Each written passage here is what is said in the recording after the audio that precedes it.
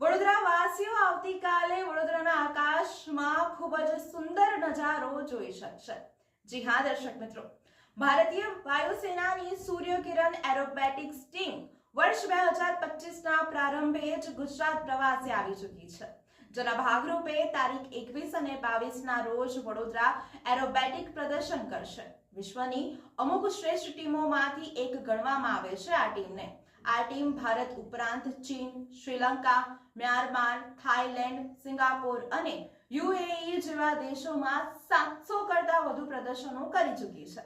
સૂર્યકિરણ ટીમમાં 9 horse MK-132 વિમાનોનો સમાવેશ કરવામાં આવ્યો છે, જે ભારતમાં ઉપસ્થિત અને લાયસન્સ પ્રાપ્ત કરી ચૂકેલ છે, જે 5 મીટર કરતા ઓછા અંતરે ખૂબ જ નજીકથી ઉડાન ભરી શકે છે। એટલે કે આવતીકાલે 21 અને 22ના રોજ વડોદરા વાસીઓ વડોદરાના આકાશમાં દિલ ધડક નજારો જોવા માટે તૈયાર થઈ જાઓ।